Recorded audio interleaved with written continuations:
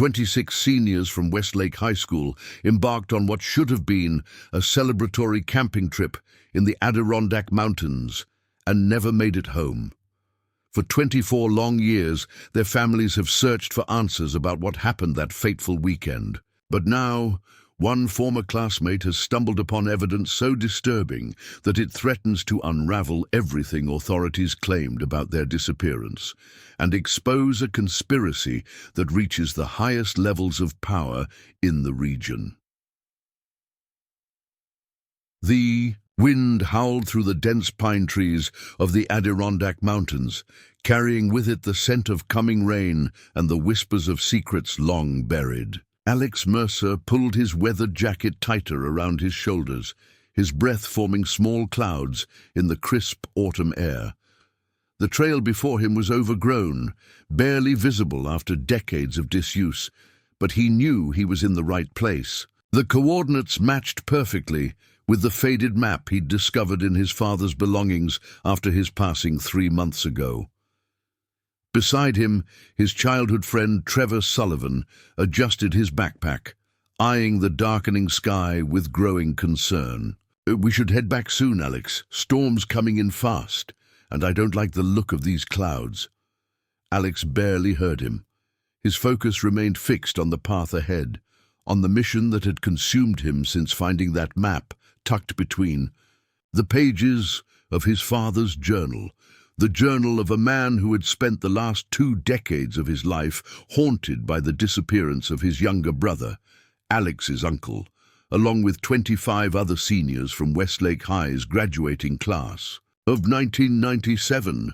"Just a little further," Alex muttered, checking the GPS on his phone once more. According to Dad's notes, there should be some kind of structure about half a mile ahead. Trevor sighed, but fell into step beside his friend. They had been inseparable since kindergarten, through elementary school, high school, and even serving. Together in the same army unit during 2 tours in Afghanistan. If anyone understood Alex's need for closure, it was Trevor. He had watched Alex grow up in the shadow of his family's tragedy, had seen the way it shaped him, had witnessed firsthand how the mystery had consumed his father until his dying day. "Your dad hiked out here alone?" Trevor asked, glancing around at the increasingly rugged terrain. "Man must have been determined." "He came up here every year on the anniversary," Alex replied, his voice tight with emotion. "For 24 years. Rain or shine, even after the official search was called off, even after the case went cold, even after everyone else gave up. He never stopped looking." The disappearance of the class of 97 had been the defining tragedy of Westlake, a small town nestled at the foot of the Adirondacks. 26 seniors celebrating their upcoming graduation with a weekend camping trip had simply vanished without a trace. The only evidence found was their abandoned campsite, tents still pitched, food still in coolers, personal belongings untouched. Their vehicles remained parked at the trailhead, keys still in the ignition of some. It was as if they had simply evaporated into the mountain air. The investigation had been extensive. State police, FBI, search and rescue teams, volunteers combing every inch of the surrounding wilderness. For weeks, the search dominated national headlines. Theories abounded: a mass kidnapping, a cult suicide pact, a tragic accident in the treacherous mountain terrain. But as weeks turned to months and no bodies were found, the case slowly faded from public consciousness, becoming just another unsolved mystery, the kind that spawned true crime podcasts and occasional documentary specials on streaming services. But for the families left behind, there was no fading away. There was only the gnawing emptiness of not knowing, the torturous limbo of grief without closure. Alex's father had been particularly affected. His younger brother, Jason Mercer, had been among the missing seniors. Jason had been just 18, the family golden boy with a bright future ahead of him, a full scholarship to Cornell, dreams of becoming a doctor. His disappearance had shattered the family in ways that never fully healed. He always believed. "They were still out there somewhere," Alex continued, navigating around a fallen tree trunk. Said the official story never added up. Too many inconsistencies, too many questions left unanswered. Like what? Trevor asked, though he knew most of the details already, having heard them countless times over the years. Like how a group that large could vanish without leaving any traces. No blood, no signs of struggle. None of their cell phones ever pinged a tower again. No activity on their credit cards or bank accounts. 26 people don't just disappear into thin air. Alex paused, checking his bearings again. And then, there were the rumors about what they might have seen up here. Trevor raised an eyebrow. You mean that conspiracy theory stuff your dad got into? About the military testing site? Alex nodded grimly. Everyone thought he was losing it when he started talking about that. But look at these coordinates. He held up his phone, showing Trevor the map. This area was supposedly restricted back then, part of a temporary military zone for some classified training exercise. The camping trip was accidentally approved. For a site too close to this zone, Dad always thought they saw something they weren't supposed to see. Trevor's expression grew serious. He'd served long enough to know that classified military operations were rarely as nefarious as conspiracy theorists made them out to be. But he also knew there were legitimate secrets kept from the public, and sometimes those secrets came with collateral damage. And you think your dad finally found something, after all these years? I don't know, Alex admitted, but there's a reason he marked this specific spot on the map. And there's a reason he wrote "found it" in his last journal. Entry before he died. He discovered something up here, Trevor, something important enough that he was planning to go public with it. The trail narrowed as they pushed deeper into the forest. The trees here were older, towering pines that blocked much of the fading. In daylight, the air felt heavier, charged with the electricity of the approaching storm, and something else, a sense of watchfulness that made the hair on the back of Alex's neck stand on end. You feel that? Trevor whispered, his military instincts kicking in. We're not alone out here. Alex nodded, scanning the dense undergrowth. Years of combat had sharpened their senses to danger, had taught them to recognize the subtle shifts in environment that signaled a threat. Something or someone was moving parallel to their path, keeping pace just out of sight. Could be a hunter, Alex suggested, though he didn't believe it himself. The fall hunting season hadn't started yet, and this area was off the beaten path. For most casual hikers, or could be whoever doesn't want us finding what your dad found, Trevor countered, his hand instinctively reaching for a sidearm that wasn't there. Old habits died hard. They continued in tense silence, moving more cautiously now, alert to every snapping twig and rustling leaf. The GPS indicated they were approaching their destination, and as they rounded a bend in the trail, they saw it. A small, dilapidated cabin nestled in a clearing ahead. That's not on any of the park maps, Trevor observed, because it's not supposed to be here, Alex replied, a chill running through him that had nothing to do with the dropping temperature. Tut. Cabin looked abandoned, its wooden walls weathered grey by years of exposure to the elements. The small porch sagged on one side, and several windows were broken, the glass long gone. It had the look of a hunter's cabin or perhaps a ranger outpost, but something about it felt wrong, too deliberately hidden, too strategically placed. As they approached, the feeling of being watched intensified. Trevor motioned for Alex to stop, pointing silently to the ground near the cabin's entrance. Fresh boot prints marked the damp soil. Someone had been here recently. We should go, Trevor whispered urgently. Come back with proper gear, maybe some backup. But Alex was already moving forward, drawn by a force stronger than caution. Dad's last entry was dated 3 days before he died. If someone knows we're here, they might come back and destroy whatever evidence he found. This could be our only chance.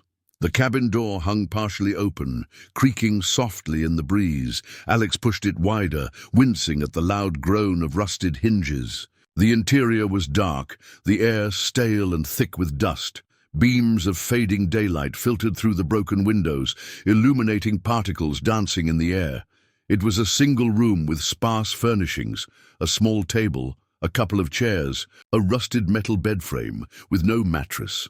A stone fireplace dominated one wall, cold ashes in its hearth suggesting it hadn't been used in years. The place had been cleared out long ago, but signs of recent disturbance were evident, footprints in the dust, areas where it had been disturbed as if someone had been searching for something.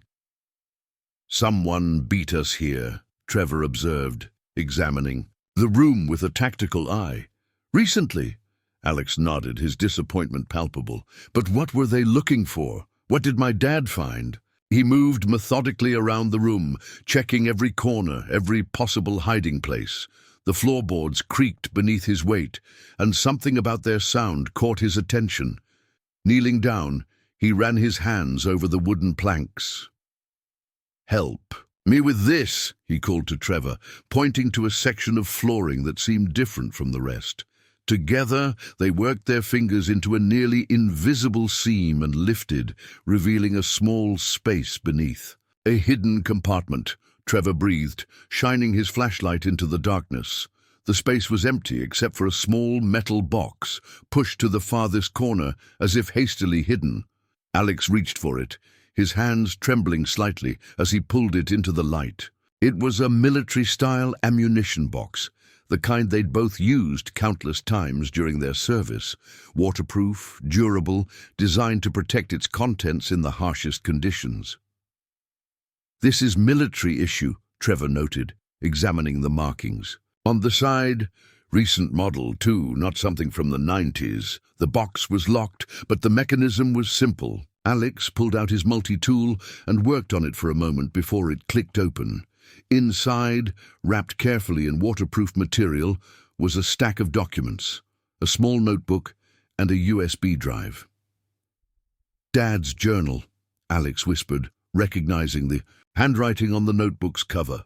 "And these look like military documents." He flipped through them quickly. Facility maps, security clearance papers, operation logs, all bearing government classification stamps and dated 1997. Interspersed among them were photographs, aerial views of what appeared to be the surrounding forest, but with structures visible among the trees that didn't appear on any official maps. "This isn't good, Alex," Trevor said, his voice hushed. "These are classified documents. Your dad could have gone to prison for having these." "Which explains why he hid them here instead of at home," Alex replied, scanning the papers. "Look at this. Coordinates of a facility less than 2 miles from where the class of 97 was camping. Dad was right. There was something out here they weren't supposed to see." Trevor took some of the papers, examining them with growing concern. "This looks like documentation for some kind of research facility. Environmental impact studies, security protocols, evacuation procedures. Whatever they were doing here, it was serious enough to have armed security and contingency plans for civilian exposure." Alex was flipping through his father's journal, reading the increasingly frantic entries from the months before his death. He was putting it all together, Trevor. After all these years, he finally found proof of what happened to Jason and the others. He looked up, his face pale. According to this, they weren't the victims of some accident or random predator. They were deliberately silenced because of what they saw. A sudden noise outside the cabin made them both freeze. The unmistakable sound of a vehicle approaching, tires crunching on the forest floor. Trevor moved to the window, peering cautiously through a crack in the boards. "Black SUV, tinted windows, no markings," he reported, his voice tight. "But that's a government plate." Alex quickly gathered the documents, shoving them back into the metal box. "We need to go, now." But it was already too late. The vehicle had stopped directly in front of the cabin, and doors were opening, footsteps approaching. Trevor motioned urgently toward the back wall, where a small window might offer an escape route. They had just reached it when the cabin door swung open, revealing a tall figure silhouetted against the fading daylight. The man stepped inside, flanked by two others in dark clothing. Despite the casual hiking attire, everything about their bearing screamed law enforcement or military. "Mr. Mercer," the lead man said, his tone conversational but underlined with steel. "We've been expecting you. Your father's persistence seems to be a family trait." Alex clutched the metal box tighter, positioning himself slightly in front of Trevor, a protective instinct from their combat days. "Who are you?" "Someone who's been cleaning up your father's messes for longer than I'd care to admit," the man replied with a thin smile. "My name is Director Calloway. I work for a division of the government that doesn't have a public-facing name. We've been monitoring your activities since you received your father's effects." "So you've been watching me," Alex said, the realization sending a chill through him. "Following me, going through my father's belongings before I even got them. Standard procedure when dealing with potential security breaches," Calloway replied with a shrug. "Your father stumbled onto something he shouldn't have, something that's remained classified for 24 years for good reason. We had hoped his obsession would die with him, but it seems he left breadcrumbs for you to follow." Trevor tensed beside Alex, assessing their options. 2 against 3 in a confined space, with the unknown of how many more might be outside. Not good odds, especially since the others were almost certainly armed. "What happened to them?" Alex demanded, his voice steady despite the fear coursing through him. "What happened to the class of 97? To my uncle?" Calloway studied him for a long moment, his expression unreadable. "That's a complicated question, with an answer you're not cleared to hear. But I can tell you this, what occurred here in 1997 was regrettable, but necessary. National security sometimes requires difficult decisions." "They were kids," Alex said, anger rising in his voice. 18, 19 years old. What possible threat could they have posed?" "It's not about threat, Mr. Mercer. It's about maintaining operational security. They were in the wrong place at the wrong time, saw things they shouldn't have seen." Protocols were followed. The casual dismissal of 26 lives sent a surge of rage through Alex. They had families, people who have spent 24 years wondering what happened to them, grieving without closure. "You can't just—" "Actually, we can," Calloway interrupted, his patience visibly thinning. "And we did. Now I'm going to need that box and everything in it. This doesn't have to get unpleasant." Alex exchanged a quick glance with Trevor, a silent communication born from years of having each other's backs in life or death situations. Whatever happened next, they were in it together. "You're not getting these documents," Alex said firmly. "Whatever happened here, people deserve to know the truth. The families deserve closure." Calloway sighed, as if dealing with a particularly stubborn child. "I was afraid you'd say that. Your father made the same choice." He nodded to the men beside him, who began to move forward. "Fortunately, we're prepared for this contingency." As the men advanced, the storm that had been threatening finally broke, a crash of thunder shaking the cabin's fragile structure. The sudden darkness and confusion created the perfect opportunity. Trevor moved first, years of combat training kicking in as he tackled the nearest agent. Alex ducked past the second, making a break for the door. Outside, the rain was coming down in sheets, reducing visibility to almost nothing. Alex ran, clutching the metal box to his chest, hearing shouts and the sound of pursuit behind him. The trail was slick with mud, treacherous in the gathering darkness, but adrenaline pushed him forward. A gunshot cracked through the air, sending birds scattering from the treetops. Alex's heart hammered in his chest as he realized just how far these people were willing to go to keep their secrets.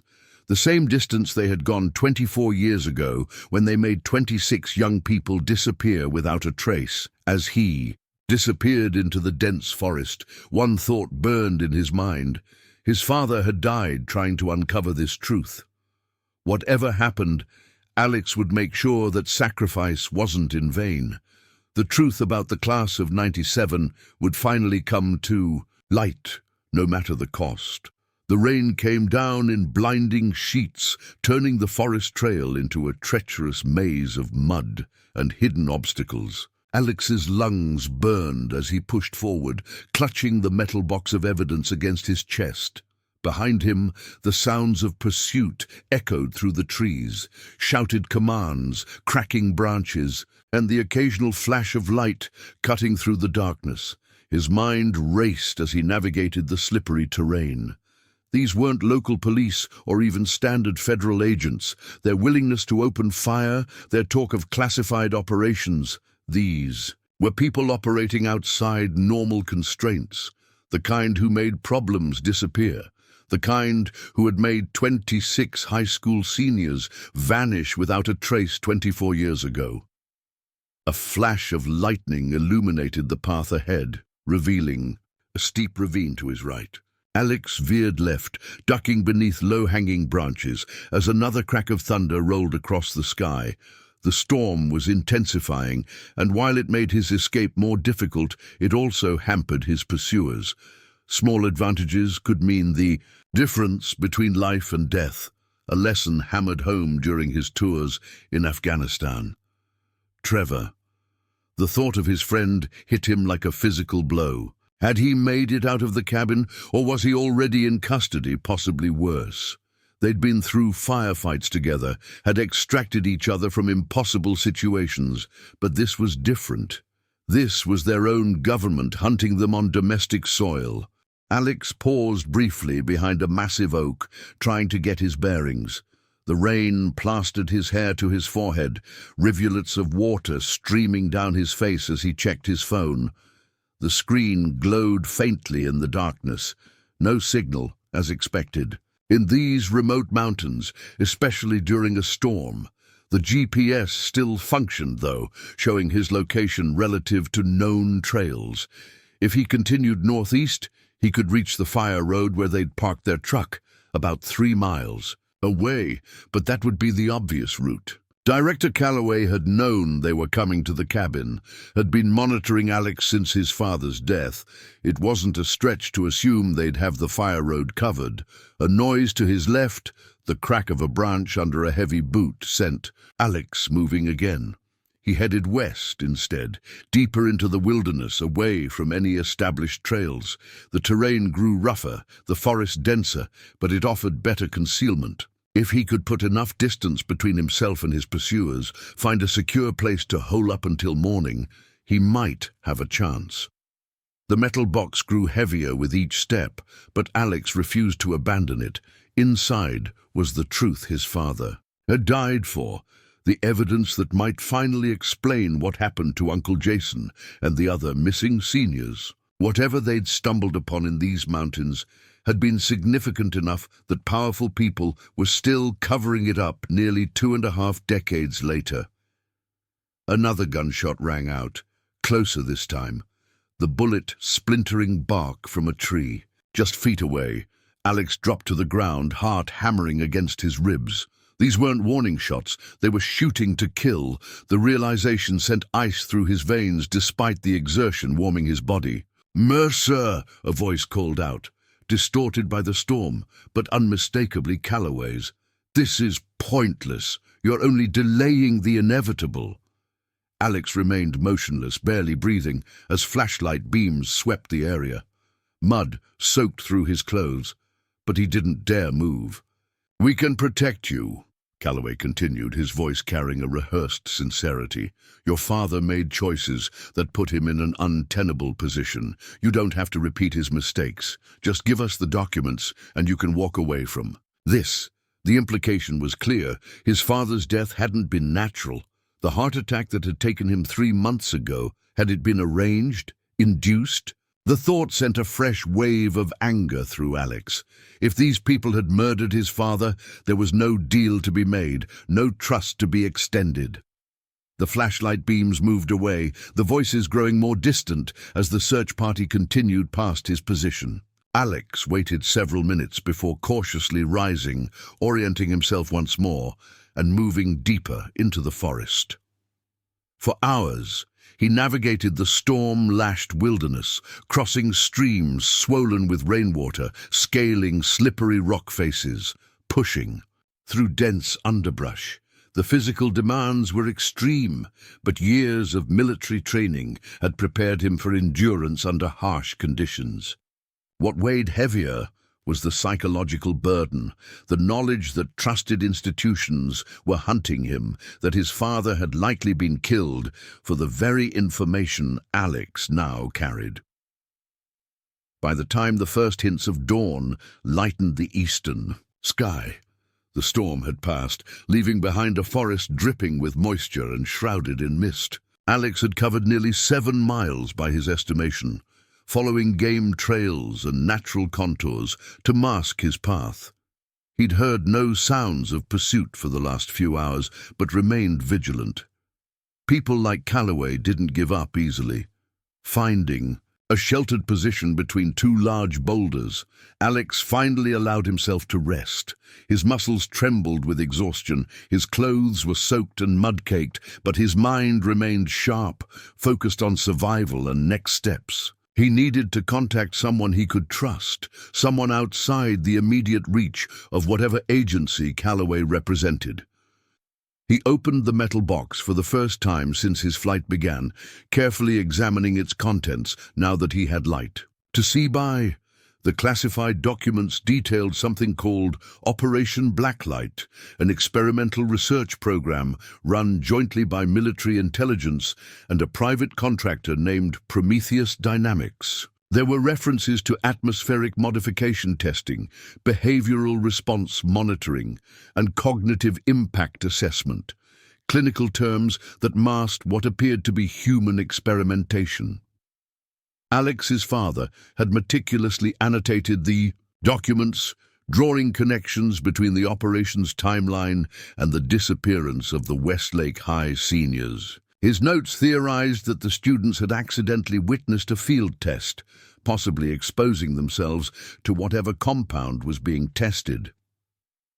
They weren't collateral damage, his father had written in a tight, urgent scrawl. They were converted to test subjects. Perfect opportunity, young, healthy specimens with no immediate family connections outside of parents and siblings. Easier to control the narrative with a smaller circle of connected individuals. The implication turned Alex's stomach. 26. Teenagers, including his uncle, had been taken, not killed immediately, as he'd assumed from Calloway's comments. They'd been abducted for some kind of ongoing experimentation, but that had been 24 years ago. What had happened to them since? Were they still alive somewhere, held in some black site facility, or had they died during whatever tests had been conducted? The documents didn't say, but his father's journal contained a critical piece of information. Coordinates for a facility hidden deep in the Adirondack wilderness, over 30 miles from the original campsite. Found it, the final entry read. The holding site, going to gather more evidence before making contact with Reynolds at the Times. If anything happens to me, everything goes to Alex. He'll know what to do. His father had known the risks, had suspected he was being watched, yet had persisted. And now that burden, that responsibility, had passed to Alex. The truth his father had died for was in his hands. But first, he needed to survive and find a secure way to communicate with potential allies. His phone was useless without signal, and returning to civilization meant exposing himself to Calloway's surveillance network. He needed another option. The answer came from an unexpected source. As Alex was repacking the documents, his fingers brushed against something taped to the inside lid of the box. A satellite phone, small and older model, but likely still functional. His father had planned for this contingency, had left the means for his son to continue what he'd started. With trembling fingers, Alex powered on the device. A single number was stored in its memory, labeled only as R. Reynolds, the journalist. His father had mentioned It was a risk, but without other options, Alex pressed call. The phone rang 3 times before a cautious voice answered. "Martin, is that you?" "No," Alex replied, his voice hoarse from exertion and lack of water. "This is Alex Mercer, Martin's son. My father, I think he was killed because of what he discovered about Operation Blacklight." There was a long pause before the voice responded, now tense with urgency. "Where are you right now?" "In the Adirondacks, about 7 miles west of the old military cabin. People are looking for me, government types, armed and authorized to use lethal force." "Listen carefully," the voice instructed. "I'm Susan Reynolds, investigative reporter with The Times. Your father contacted me 2 weeks before his death. Said he had evidence of a government cover-up related to the Westlake disappearances. We were supposed to meet, but he never showed." Alex's suspicions about his father's death solidified into certainty. "They got to him first." "Possibly," Reynolds acknowledged. "I've been looking into this story for months, ever since your father's first anonymous tip. The Westlake case connects to other incidents, similar disappearances near military installations, test subjects reported in classified documents I've obtained through sources. Whatever Operation Blacklight was, it didn't end in 1997. It evolved." The revelation sent a chill through Alex, despite the warming morning air. This wasn't just about what had happened to his uncle and the other Westlake seniors. It was ongoing. "I need to get this evidence to you," Alex said. "But they're tracking me and probably monitoring you too, if my father was in contact." "There's a cabin," Reynolds replied. "Off the grid, belongs to a friend who values privacy, about 20 miles northeast of your position. I can have someone meet you there, someone I trust completely, someone with his own reasons to want this." Story told. She provided coordinates and basic directions. The journey would be challenging, through rugged terrain with limited supplies, but it was his only viable option. "One more thing," Reynolds added before disconnecting. "Trust no one. In an official capacity, Blacklight has tendrils in multiple agencies. The person who can help you will identify himself as Yearbook. No other identification is safe." The call ended, leaving Alex with a direction, but countless questions. He repacked the box, securing it in his backpack before setting out towards the coordinates Reynolds had provided. The journey would take at least a day, possibly longer, given the need to remain undetected. As Alex navigated the wilderness, his thoughts returned to Trevor. Had his friend escaped? Was he also being hunted, or had they already captured him? The guilt of not knowing, of potentially having led Trevor into danger, weighed heavily. They'd survived 2 war zones together, only for Trevor to possibly fall, victim to their own government's dark secrets. By midday, Alex had made steady progress, though the physical toll was mounting. His military training had taught him survival skills, finding water, identifying edible plants, navigating by natural landmarks, but exhaustion and hunger were inevitable companions. Each mile brought new challenges: steep inclines, dense underbrush, boggy lowlands that sapped his energy.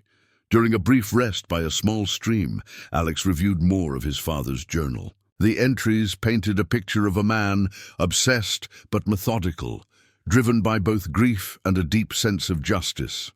Martin Mercer had spent decades piecing together fragments of information: FOIA requests, interviews with former military personnel, deep background checks on officials involved in the original investigation. Most disturbing were his notes about other families of the missing students. Over the years, several parents had died under questionable circumstances: car accidents, unexpected health crises, apparent suicides. Those who pressed hardest for answers seemed to meet the most unfortunate ends. "They're eliminating loose ends," Martin had written. "Anyone who gets too close to the truth becomes a liability." The pattern suggested an operation far larger than Alex had initially assumed. Not just the cover-up of an accident or a rogue military experiment, but an ongoing program with the resources and authorization to permanently silence threats to its security. As afternoon faded toward evening, Alex approached a ridgeline that offered a rare view of the surrounding wilderness. In the distance, barely visible through the trees, he spotted an unnatural shape, a structure that didn't belong in this remote landscape.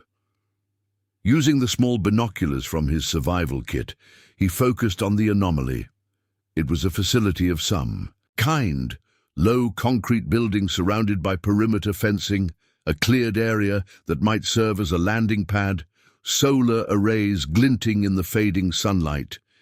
It didn't match the coordinates Reynolds had provided for the safe cabin. This was something else entirely. With a jolt, Alex realized this facility's location matched the coordinates in his father's final journal entry, the suspected holding site for Operation Blacklight. The very place where, if his father's theories were correct, the missing Westlake students might have been taken 24 years ago. It seemed impossible that people could be held against their will for so long without word leaking out, without someone noticing. Yet the facility's isolated location, combined with the apparent reach and resources of those behind Operation Blacklight, made the unthinkable suddenly plausible. Alex was torn between two urgent imperatives: continue to the safe house where Reynolds' contact awaited, or investigate the facility that might hold answers about his uncle's fate. Both options carried enormous risks, and the decision would irrevocably alter his course.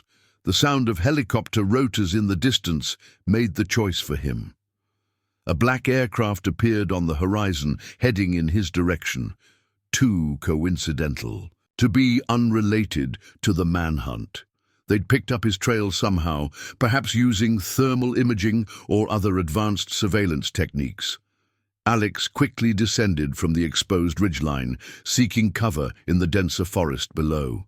But, as darkness fell across the mountains, he knew the night would bring new dangers. The hunters had air support now, technology that could pierce the forest canopy, and likely reinforcements closing in from multiple directions.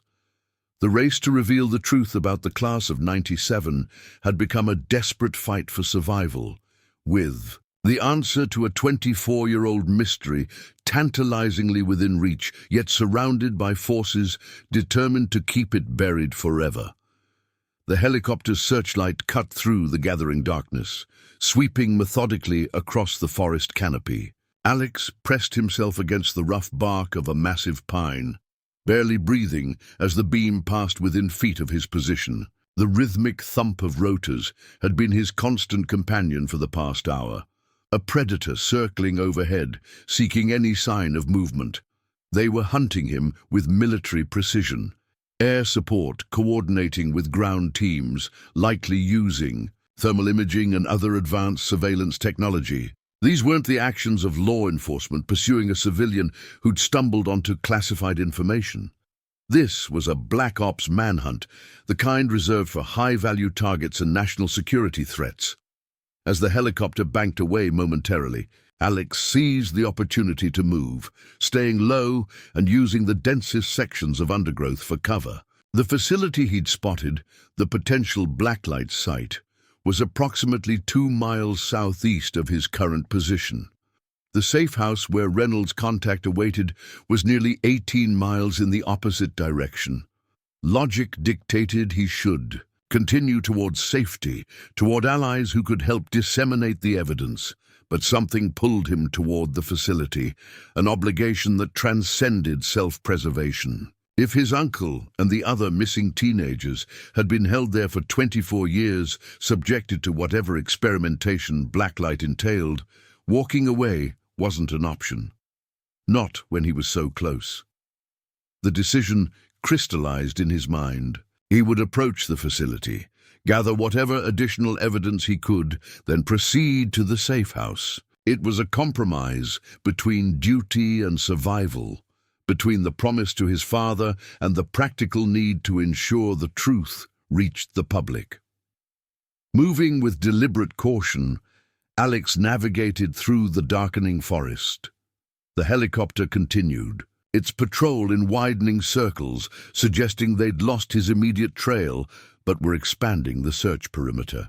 Small victories were all he could hope for against an adversary with such overwhelming resources. Hours passed as he made slow but steady progress toward the facility. The terrain grew increasingly challenging, rocky outcroppings, steep ravines, dense brush that tore at his clothing and skin. But the difficulties also worked in his favor, providing natural barriers to pursuers and creating a landscape nearly impossible to thoroughly search without ground teams numbering in the hundreds. By midnight, Alex had reached a vantage point, with a clear line of sight to the facility. From his elevated position behind a natural rock formation, he studied its layout through his binoculars. The compound was smaller than it had appeared from a distance. 3 main buildings arranged in a triangular pattern, surrounded by a 12-foot perimeter fence topped with razor wire. Floodlights illuminated the grounds between structures, eliminating any shadows that might conceal an approach. 2 guard towers stood at opposite corners, each manned by a single sentry.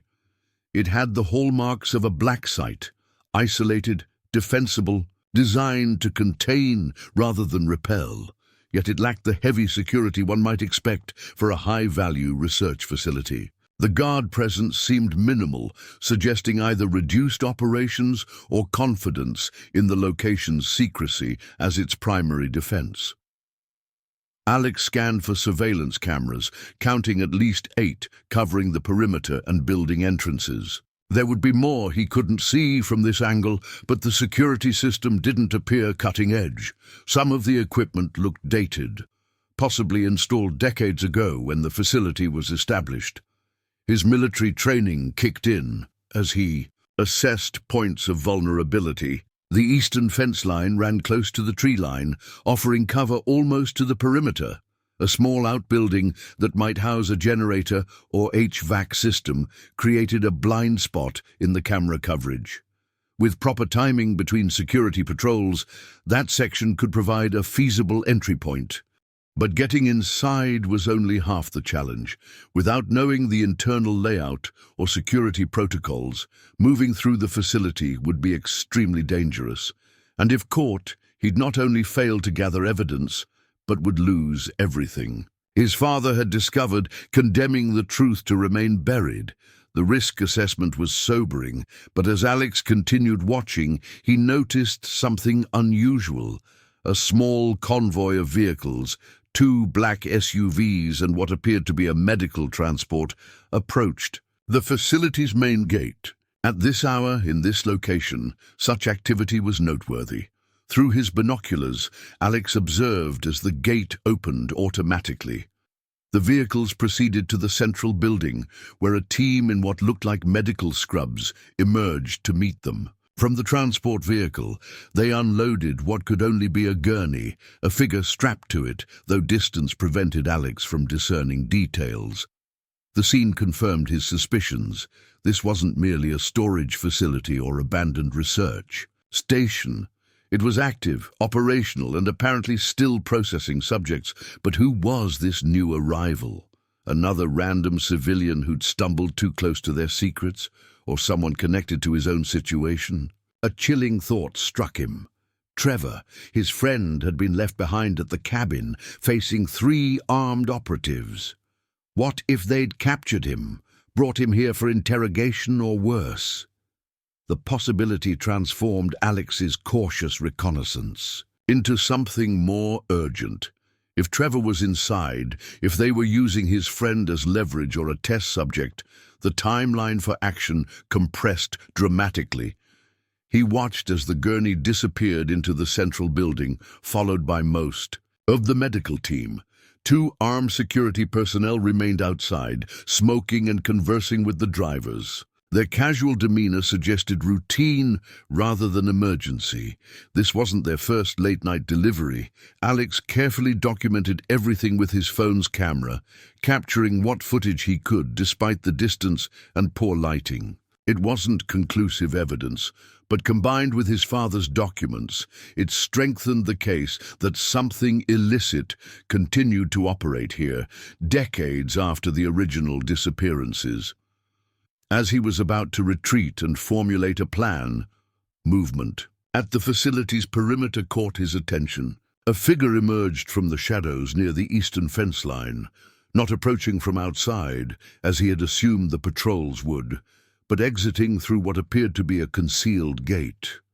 The figure moved with purpose, checking surroundings before melting into the forest. Not the behavior of security personnel on a standard patrol. This was someone leaving covertly, perhaps unauthorized. Alex tracked the figure's path through his binoculars. Whoever it was knew the terrain, moving efficiently through the darkness, avoiding obvious trails.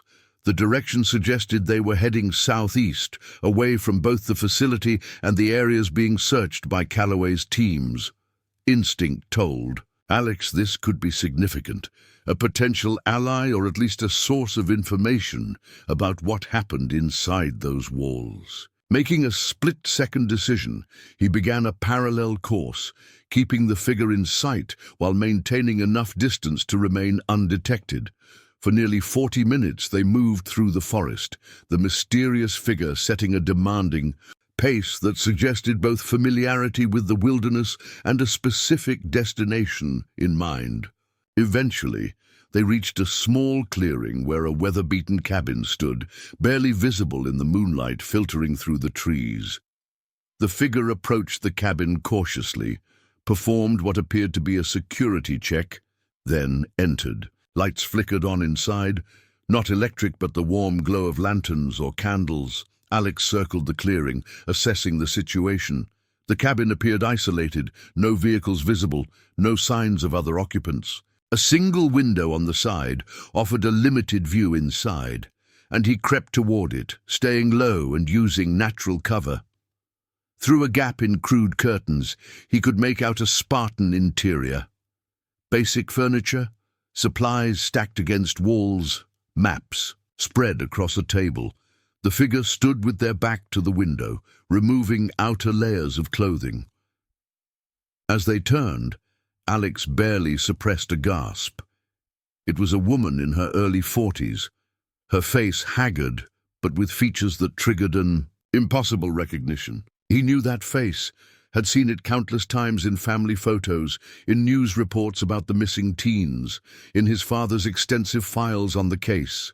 Melissa Chambers, his Uncle Jason's girlfriend, one of the 26 Westlake seniors who had vanished in 1997, 24 years older, but unmistakable. She should be approximately 42 now, and while the woman before him showed signs of hardship that had aged her beyond her years, the fundamental bone structure remained. Alex's mind raced. If Melissa was alive, had escaped the facility, what about the others? What about his uncle? The implications cascaded as he tried to process this development. Movement inside drew his attention back to the window. Melissa was retrieving something from beneath a floorboard. Documents, a small device that might be a satellite phone similar to the one his father had left him. Before he could decide how to approach, a twig snapped beneath his foot. Melissa's head jerked up, eyes wide with alarm. In one fluid motion, she extinguished the lantern and moved toward what was likely a weapon. "I can see you at the window," she called out, her voice steady despite the obvious tension. "I'm armed, and I know how to use it. Identify yourself." Alex raised his hands instinctively, though he remained in shadow. "My name is Alex Mercer. Martin Mercer was my father. I'm looking for information about my uncle, Jason Mercer. He disappeared with your class in 1997. A long silence followed, the darkness hiding whatever reaction his words had provoked. Finally, a barely audible response. "Prove it. I have my father's research," Alex replied. "Documents about Operation Blacklight. He found this facility before he died. I think they killed him for it." Another pause, longer this time, before the cabin. Door creaked open just enough for a voice to emerge more clearly. "If you're who you say you are, you're in danger. If you're not, I'll put a bullet in you before you can blink. Step into the clearing slowly." Alex complied, moving deliberately into the moonlit space before the cabin, hands still raised. The barrel of a hunting rifle extended through the partially open door, trained steadily on his chest. "Martin's son would know what Jason gave him for his 10th birthday, Melissa said, voice tight with suspicion. What was it? The question caught Alex off guard, reaching back to a childhood memory nearly 3 decades old. "A model airplane," he answered, the image surfacing from the depths of his mind. "A P-51 Mustang. We spent the whole weekend assembling and painting it." The rifle lowered slightly. "What happened to it? I kept it on my bookshelf until college," Alex replied, details flooding back. "It got damaged during a move. I tried to repair it, but it was never the same. I still have the pieces in storage somewhere." The door opened wider, though the rifle remained partially raised. Melissa Chambers stood framed in the doorway, decades older than the yearbook photos, but with the same determined set to her jaw. Her hair, once long and blonde according to the pictures, was now cropped short and streaked with grey. A jagged scar ran along her right cheekbone, disappearing into her hairline. "You look like him," she said finally. "Jason, something in the eyes." The observation hit Alex with unexpected force. No one had compared him to his uncle before. He'd always been said to favour his mother's side of the family. "You're alive," he said, still processing the impossibility of the situation. "After all this time, what about the others? What about Jason?" Melissa gestured him inside with the rifle, which she kept ready, but no longer aimed directly at him. "Get in before they spot you. We don't have much time." The cabin's interior was even more austere than it had appeared through the window, functional rather than comfortable, a temporary shelter rather than a home. Maps covered one wall, marked with notations and routes. A radio set occupied a corner, along with what looked like surveillance equipment. "I've been out for 3 years, Melissa explained, securing the door behind them. "It took most of that time to establish this location, gather intelligence, plan what comes next." She fixed him with an intense stare. "How did you find this place? Were you followed?" "I wasn't looking for you," Alex admitted. "I was observing the facility when I saw you leave. No one else seemed to notice. As for being followed, there are teams searching the area for me, but I've been evading them since yesterday." Melissa processed this information with a frown. "You've stirred up the hornet's nest. They've increased security, brought in additional personnel. Years of careful planning might be compromised because you've got them on high alert." "I'm sorry," Alex said, "but I need answers. My father dedicated his life to finding out what happened in 1997. He died for it. And now they're trying to kill me too." Something in his words seemed to reach her. The hardness in her expression softened marginally. "Martin never gave up, did he? All these years, I wondered if anyone was still looking for us." She set the rifle against the wall, though still within easy reach. "What do you know about Operation Blacklight?" Alex unslung his backpack, carefully removing the metal box. "My father collected these documents, connected the dots between the military exercise in the area and your disappearance. He believed you weren't killed but taken, converted into test subjects for some kind of experiment." Melissa's bitter laugh confirmed the theory before she even spoke. "Test subjects, that's one way to put it. We were lab rats for a program, so classified even most of the people working there didn't know its true purpose." She turned away, collecting herself before continuing. "When we set up camp that weekend, we had no idea we were on the edge of a testing zone. That night, something was released into the air, colorless, odorless. We all lost consciousness." She paced the small room as she spoke, the movement suggesting this recitation was physically painful. "We woke up in containment, 26 scared. Teenagers told there had been a chemical leak, that we were being held for observation and treatment. Days turned to weeks, weeks to months. The tests never stopped. Blood draws, cognitive assessments, physical endurance trials. Some of us started showing changes. Changes? Alex prompted when she fell silent. Melissa turned to face him directly. Blacklight wasn't a weapons program, at least not conventionally. It was an attempt to enhance human potential, create soldiers with increased stamina, accelerated healing, heightened sensory perception. But the compound they used had unpredictable effects. Some of us developed capabilities beyond what they anticipated.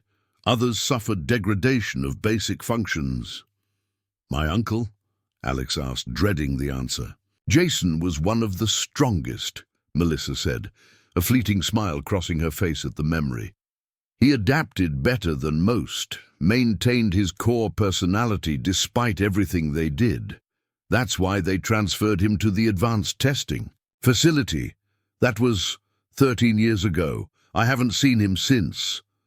The revelation that his uncle had survived, potentially still lived, sent a surge of emotions through Alex. Hope, anger, determination. Oh, where did they take him? Is he still alive? I don't know, Melissa admitted. Information within the program was strictly compartmentalized. Only when I developed certain abilities was I able to gather intelligence beyond my immediate surroundings. She held up her hand, and to Alex's astonishment, the lantern on the table flickered on without her touching it. Electrokinetic manipulation, one of Blacklight's unexpected outcomes. Not all party tricks, though. There were costs. Alex stared, his worldview shifting beneath him. The implications extended far beyond the disappearance of 26 teenagers. If Blacklight had succeeded in creating enhanced humans, had continued experimenting for decades, the national security implications were staggering. How did you escape? He asked, trying to process everything. Patience, planning, years of feigning compliance while looking for weaknesses in their systems. Melissa moved to the maps on the wall. The facility you found is just one node in a network. There are others, more secure, where the successful subjects were transferred. I've identified 3 potential locations where Jason might be held. She pointed to markings on the map. Facilities scattered across remote regions of the country, far from population centers. My plan was to gather more intelligence, potentially make contact with others who've escaped, then expose the entire operation. But it's slow work when you're presumed dead, and every government agency would either capture or kill you if they knew you existed. Alex joined her at the map, studying the locations. My father's contact is expecting me, a journalist named Reynolds. She sent someone to meet me at a safe house. With your testimony, the documents, we could expose all of this. Melissa shook her head. It's not that simple. Blacklight evolved beyond a government program years ago. Private interests took control. Pharmaceutical companies, defense contractors. They have resources, influence in every branch of government. Going public without overwhelming evidence would be suicide. So what's your plan? The facility you observed is preparing for evacuation, Melissa explained. The increased activity, the transport vehicle, they're moving subjects and research to a more secure location. It happens periodically when they fear exposure. She tapped a location on the map. Based on the transport preparations, I believe they're consolidating at this site in northern Montana. If Jason is still alive, that's where they'll take him. Alex processed this information, weighing options. We need to get to the safe house first, connect with Reynolds' contact. With their help, we might be able to... A sudden noise outside silenced him mid-sentence. Melissa moved with startling speed, extinguishing the lantern and reaching for her rifle in one fluid motion. She gestured for Alex to take cover as she approached a window, peering through a narrow gap in the curtains. 2 men, she whispered, Tactical gear. They're sweeping the area. Alex's pulse quickened. Had they tracked him here, or was this a routine patrol searching for Melissa, a known escapee? Either way, discovery meant capture or death. "Back exit?" he asked quietly. Melissa nodded toward a small door partially concealed. "Behind storage containers.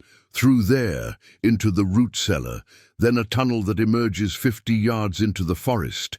I prepared for this contingency."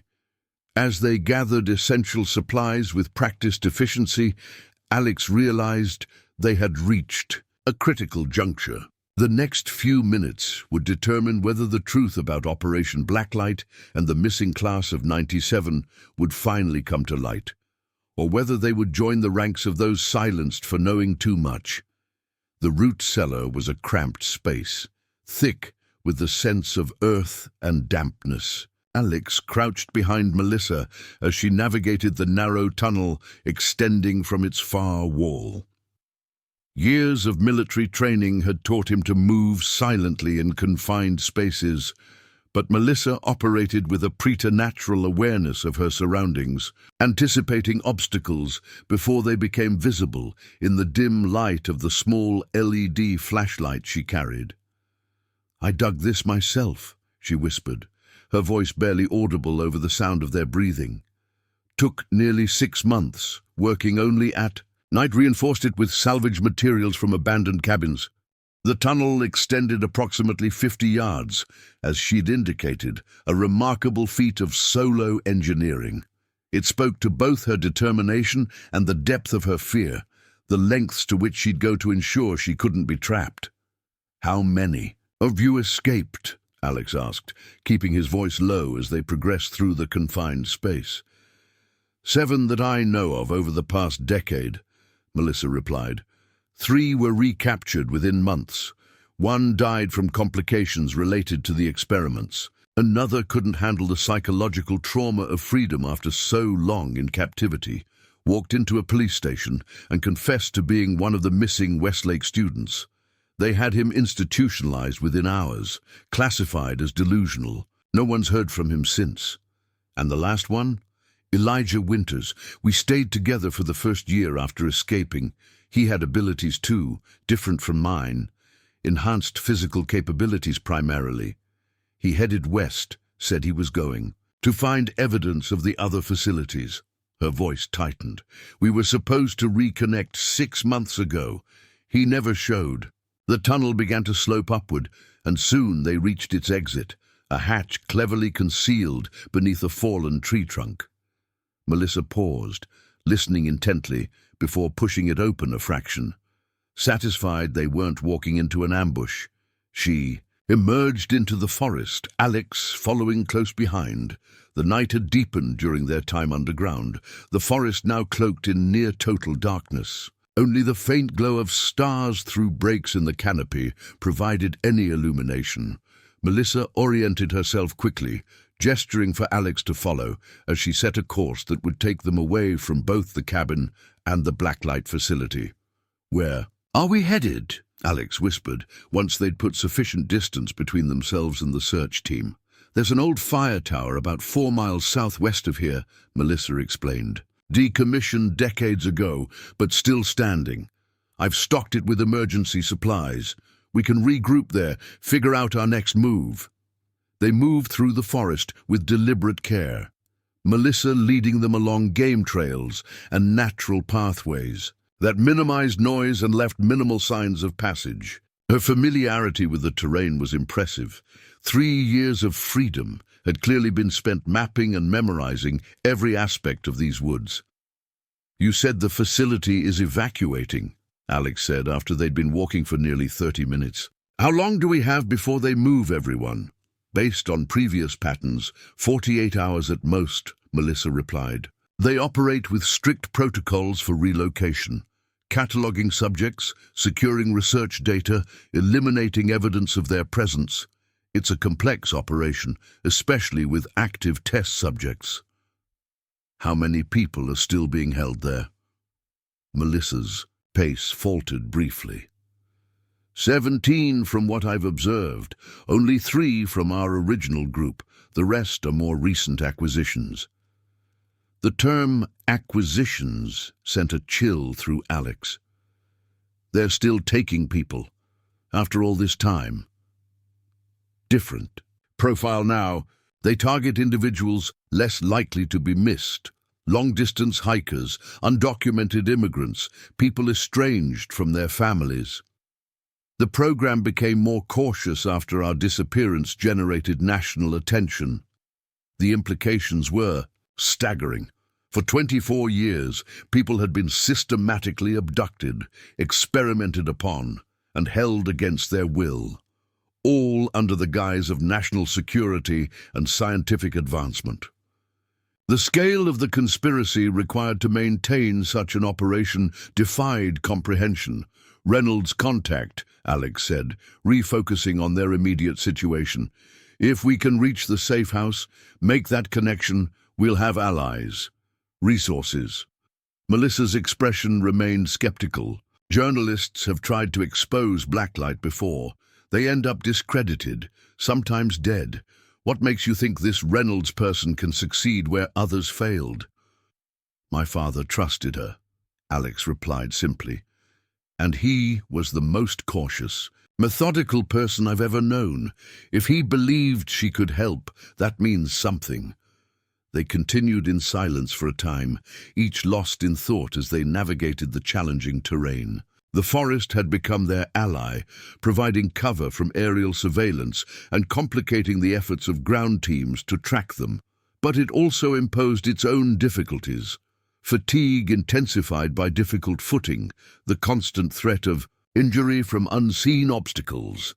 As they crossed a small stream, Melissa suddenly froze, raising her hand in a universal signal to stop. Alex immediately dropped into a crouch, senses heightened as he scanned their surroundings for danger. "Do you hear that?" she whispered, head tilted slightly. At first, Alex detected nothing unusual, just the ambient sounds of the forest at night. But as he concentrated, a faint rhythmic thudding became discernible, growing gradually louder. "Helicopter," he confirmed, identifying the sound from years of military experience. "Coming this way." They quickly sought cover beneath a dense stand of pines, lying flat as the aircraft approached.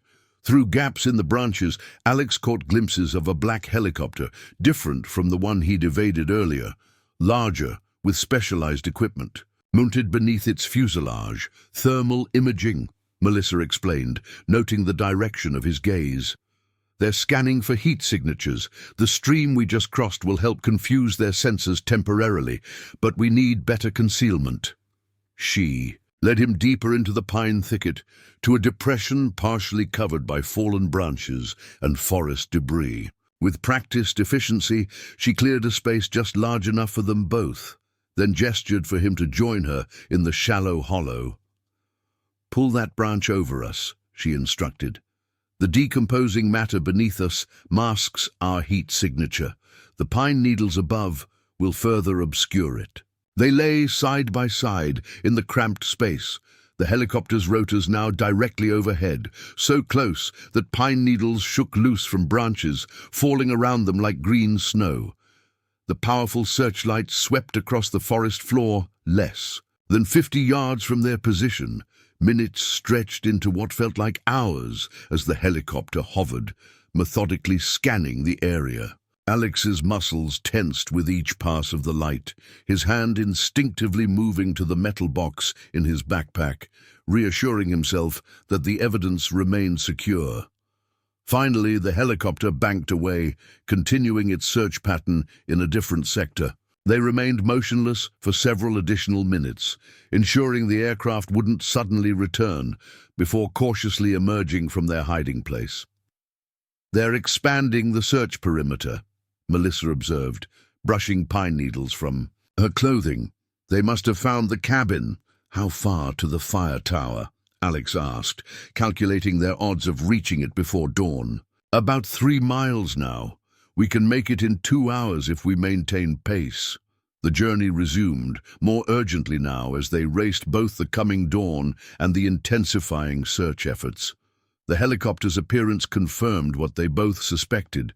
Calloway had mobilized significant resources to find them. The evidence Alex carried posed too great a threat to the Blacklight program to allow for anything less than a full-scale manhunt. As they navigated a particularly steep section of terrain, Alex's thoughts turned to Trevor. Was his friend still alive? Had he been taken to the facility, become the newest acquisition in their experimental program? Or had he managed to escape, perhaps even reached the safe house where Reynolds' contact waited? "This contact we're meeting," Melissa said, breaking the silence as if sensing the direction of his thoughts. "You said the code word is yearbook." Alex nodded. "That's how they'll identify themselves." A strange expression crossed Melissa's. Vase, recognition mixed with something else, something that looked almost like hope. "Did Reynolds mention anything else about this person? Any details at all?" "Just that they had their own reasons for wanting the story told," Alex replied, studying her reaction. "Why? Does that mean something to you?" Melissa hesitated before responding. "Possibly. It might be nothing, just a coincidence." She quickened her pace slightly. "We should keep moving." By the time they reached the fire tower, the first hints of dawn were lightening the eastern sky. The structure loomed against the fading night, a weathered wooden tower approximately 60 feet tall, crowned by an enclosed observation platform. Despite its age, it appeared structurally sound, a testament to the quality of its original construction. "There's a false wall in the platform," Melissa explained as they began the climb up the narrow stairs that spiraled around the tower's exterior. "Emergency supplies, communication equipment, weapons, enough to sustain us for several days if necessary." The observation platform offered a 360-degree view of the surrounding wilderness, an ideal vantage point for monitoring approach from any direction.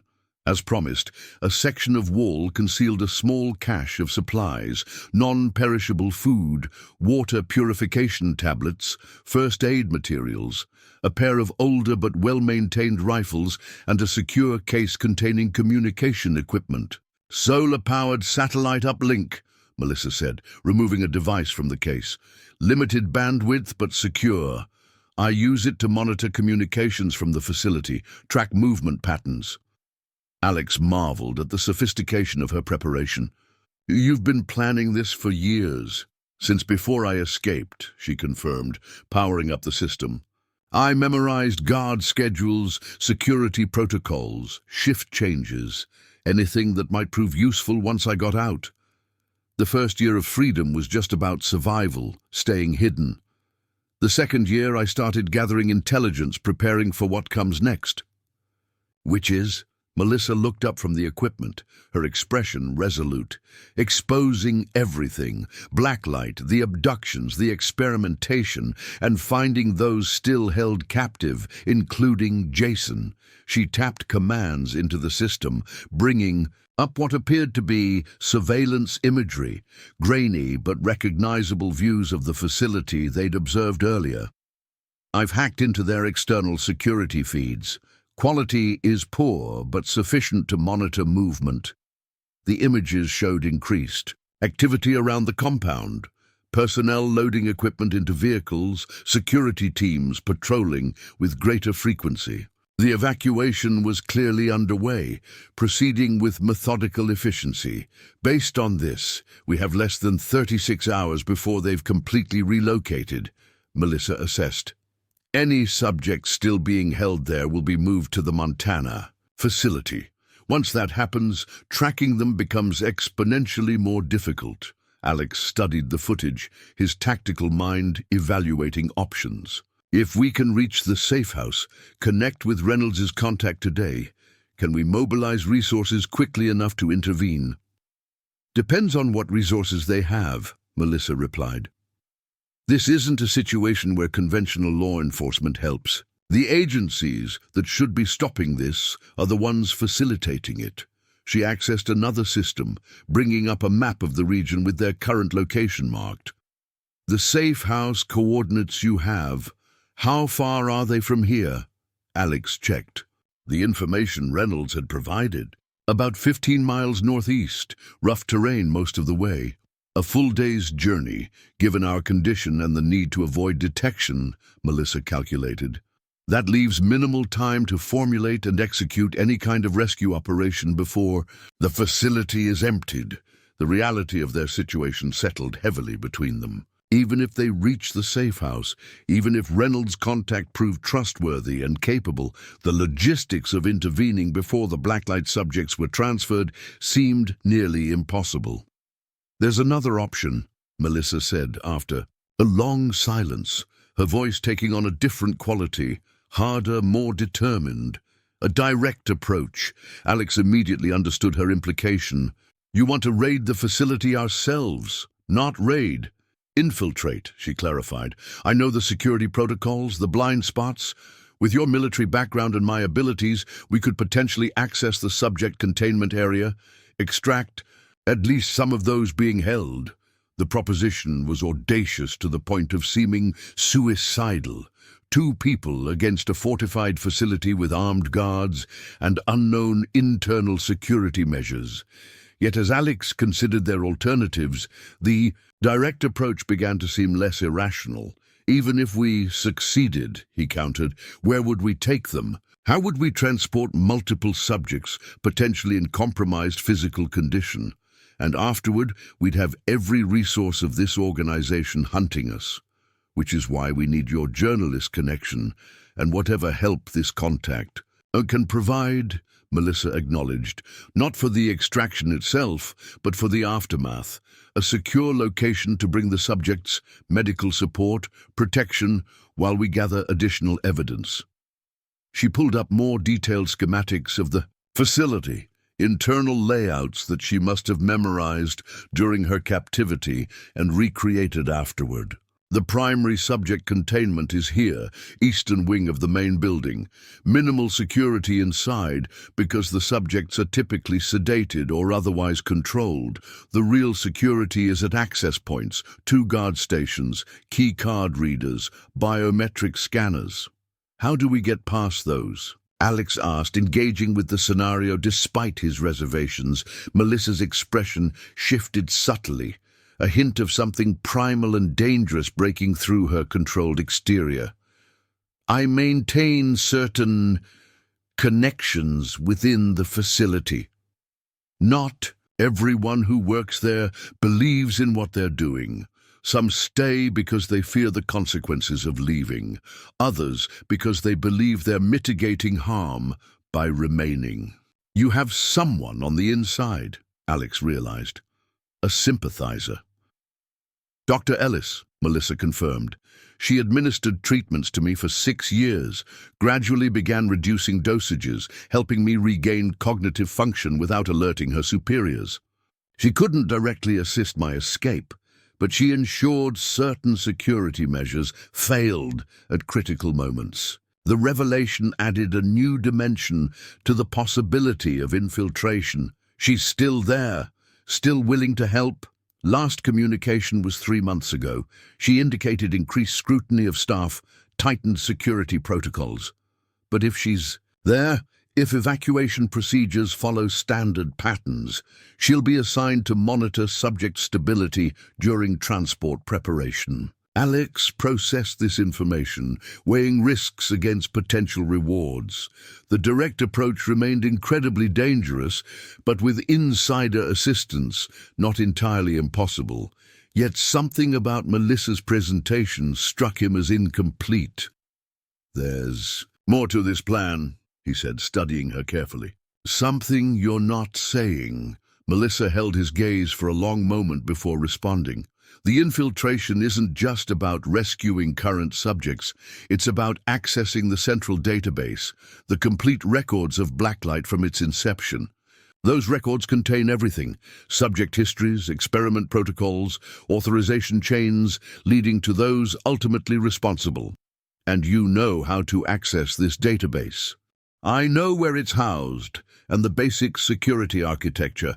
During my captivity, I gained limited access to certain sections, enough to understand its importance.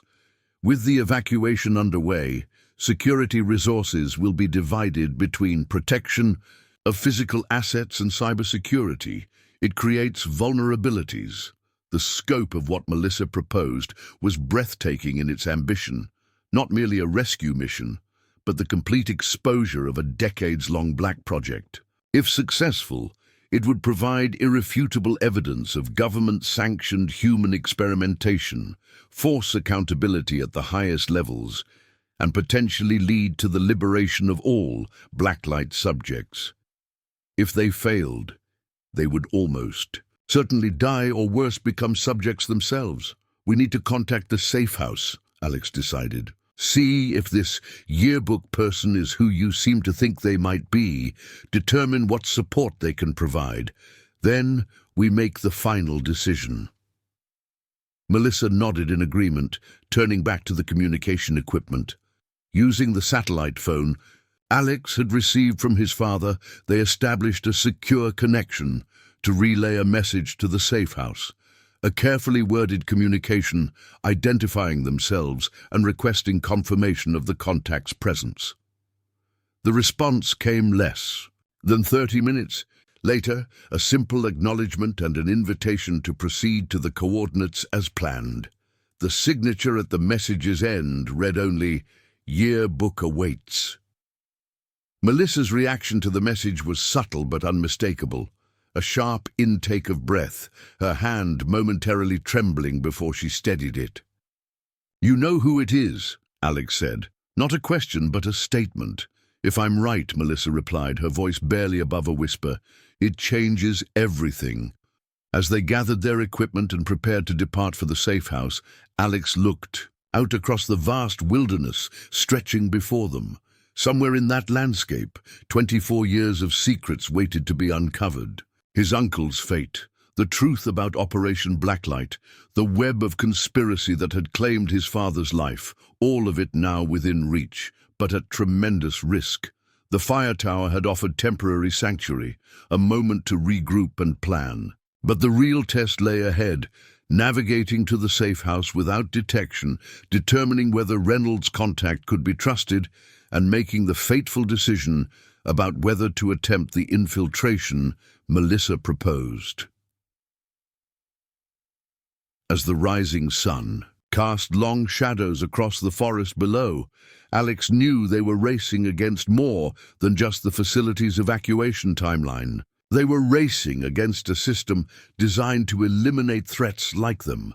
People who knew too much, who carried evidence that could bring down those who considered themselves beyond accountability.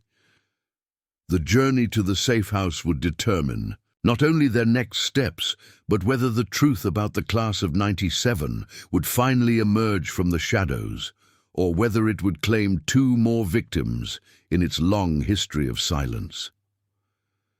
The safe house was a remote hunting cabin nestled against a rocky hillside, partially concealed by a stand of ancient pines. From a distance, it appeared abandoned.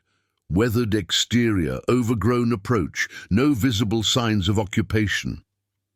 Only when they drew closer did subtle indications of habitation become apparent. Recently cleared brush around the perimeter, reinforced. Window shutters, a barely visible antenna mounted beneath the eaves. Alex and Melissa approached with caution, having spent the day evading search teams that seemed to be concentrating their efforts farther west. The journey had been grueling. Difficult terrain, combined with their already exhausted state, had slowed their progress. Darkness was falling as they finally reached the coordinates Reynolds had provided. "Stay back," Melissa instructed as they neared the final approach. "Let me verify it's not a trap." Her wariness was understandable after years of captivity and hiding. Trust didn't come easily to someone who'd been betrayed by institutions meant to protect citizens. Alex complied, taking cover behind a large boulder while Melissa circled. The cabin, studying it from multiple angles before apparently satisfying herself that no immediate threat was present. She rejoined him, her expression tense but determined. No obvious surveillance, no signs of tactical positioning. If it's a trap, it's a sophisticated one. How do we make contact? Alex asked, scanning the seemingly empty cabin. We don't, Melissa replied. They're already aware of our presence. She nodded toward the cabin, where a figure had materialized on the small porch, silhouetted against the fading light. Identify yourselves, a male voice called, steady and commanding. Alex stepped forward slightly, keeping Melissa partially shielded behind him, a protective instinct, despite knowing she was likely more capable in a confrontation than he was. Alex Mercer, we were told to make contact with Yearbook. A moment of silence followed before the figure responded. Approach slowly, hands visible. They complied, moving deliberately across the open space before the cabin. As they drew closer, details of the man became clearer. Tall, broad-shouldered, approximately 50 years old, with a military bearing and watchful eyes that missed nothing.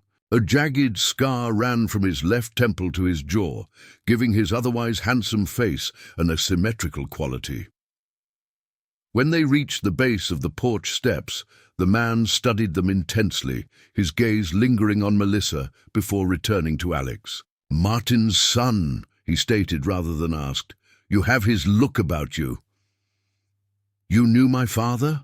Alex asked, surprised by the personal connection. We served together years ago, before he became obsessed with finding his brother. The man's expression softened slightly. He was a good man, deserved better than what happened to him. The confirmation that his father's death had indeed been orchestrated rather than natural hit Alex with renewed force. You have information about how he died? Inside, the man replied, glancing at the surrounding forest. We're too exposed here. He turned to enter the cabin, then paused, looking back at Melissa with an unreadable expression. It's been a long time. Melissa stepped forward, her composure slipping for the first time since Alex had met her. 24 years, Colonel Sullivan. Alex's mind raced to process this revelation. Sullivan, the name connected immediately. You're related to Trevor, he said, the pieces falling into place. His father? The man nodded once. Trevor is my son. Reynolds contacted me yesterday, said you were in trouble, that you had evidence about the Westlake disappearances. His jaw tightened. About what happened to my daughter. The statement landed like a physical blow.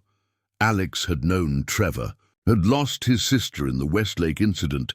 It was part of what had bonded them during their service together. But he'd never made the connection that Trevor's sister would have been one of Melissa's classmates. Sarah, Melissa whispered, the name clearly painful to voice. She was with us, in the initial facility. Colonel Sullivan's expression remained. Controlled, but something flashed in his eyes, grief or rage or both. Let's continue this inside. The perimeter is secure, but we shouldn't linger in the open. The cabin's interior was Spartan but well-equipped.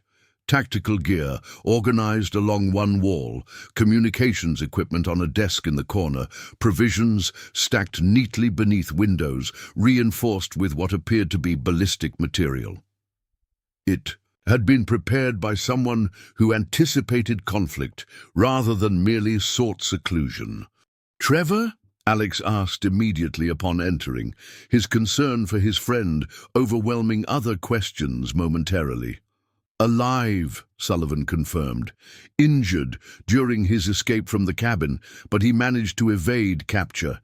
Made it to a ranger station. Contacted me through our emergency protocols. He's recovering at a secure location. Relief washed through Alex.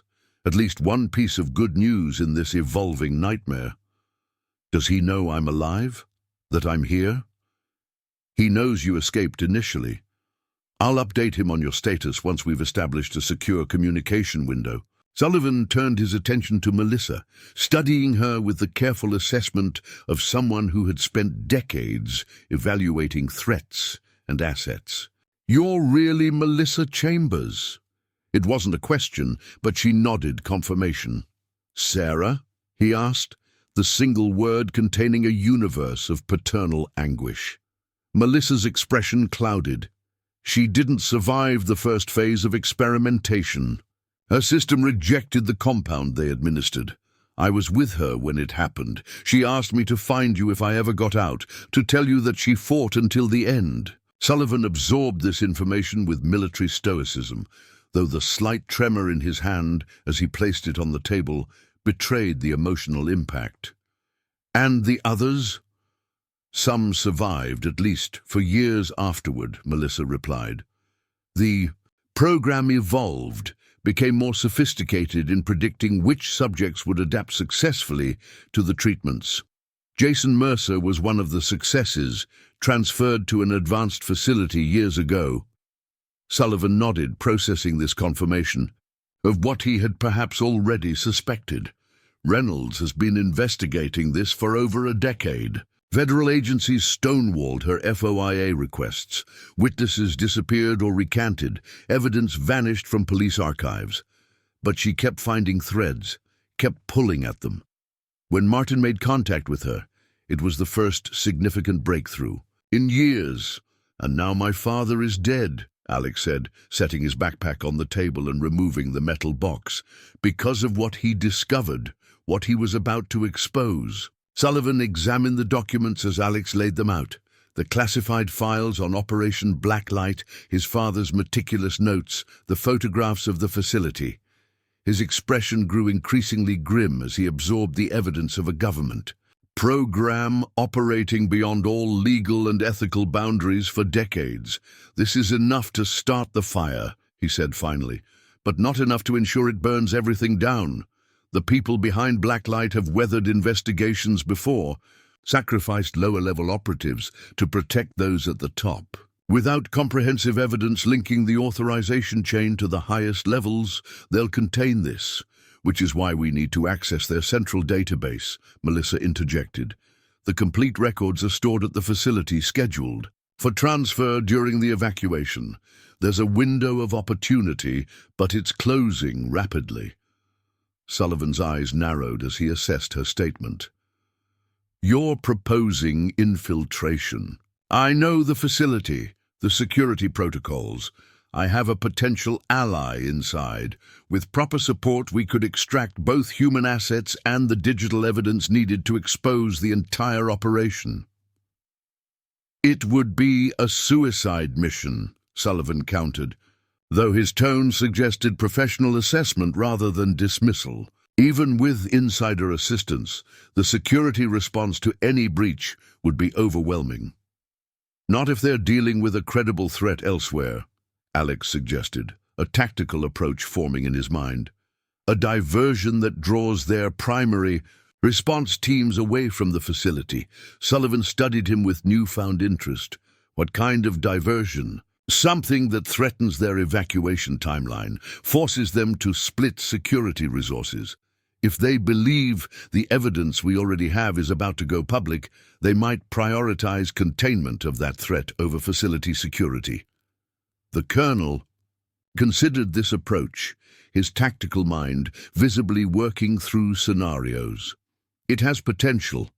I have resources. Former operators who understand deniable operations, who can create the impression of a larger force than actually exists." He moved to the communications equipment, activating what appeared to be a secure system. "Reynolds has assembled a team ready to receive and publish whatever we obtain, journalists, lawyers, digital security experts. Once we extract the evidence, it can be distributed through multiple channels simultaneously, making it impossible to suppress." "How quickly can your team deploy?" Melissa asked, her expression reflecting the urgency of their timeline. 12 hours, Sullivan replied after brief consideration, minimal but sufficient for a precision operation with limited objectives. The pieces were falling into place, a team of experienced operators to create a diversion, a journalist ready to publish the evidence, and their own small infiltration unit with intimate knowledge of the facility. It was far from ideal, but given the accelerated evacuation timeline, waiting for perfect conditions wasn't an option. "What about afterward?" Alex asked, focusing on the aspect of the plan that remained unaddressed. "Assuming we succeed, extract. Subjects, obtain the database. Where do we take them? How do we protect them while the story breaks?" Sullivan moved to a map mounted on the wall, indicating a location deep in the Adirondack Park Preserve. "There's a decommissioned research station here, originally built for atmospheric studies. Isolated, defensible, with medical facilities that could be repurposed for treating the subjects. Reynolds has arranged for trusted medical personnel to be on standby." As they refined the operational details, a sense of possibility began to emerge from what had initially seemed an impossible situation. With Sullivan's tactical expertise, Melissa's insider knowledge, and the resources Reynolds had assembled, they had a chance, slim but real, of exposing Blacklight and rescuing those still held captive. The night deepened around the cabin as they prepared, checking equipment, reviewing facility layouts, establishing communication protocols for the operation. Sullivan's former teammates would begin arriving within hours, setting in motion a plan that would either expose a decades-long government atrocity or claim their lives in the attempt. For Alex, the mission had evolved beyond finding answers about his uncle and father.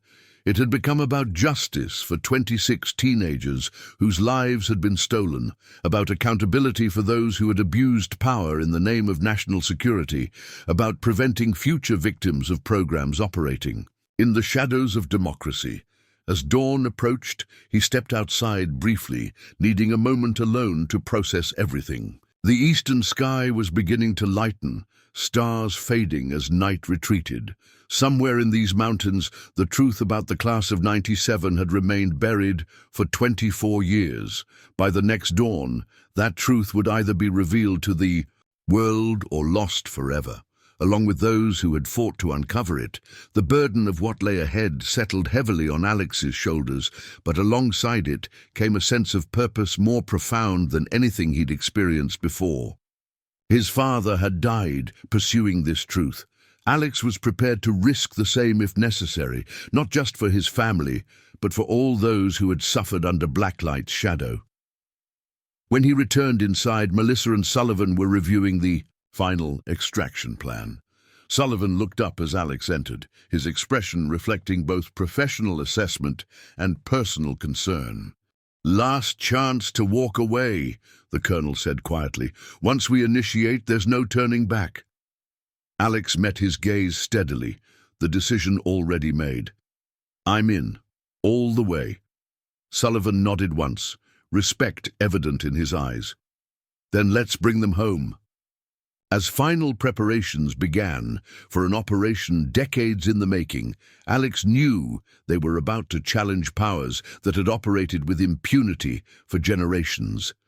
The odds were steep, the risks enormous, but the alternative, allowing the truth to remain buried, the victims forgotten, was unacceptable.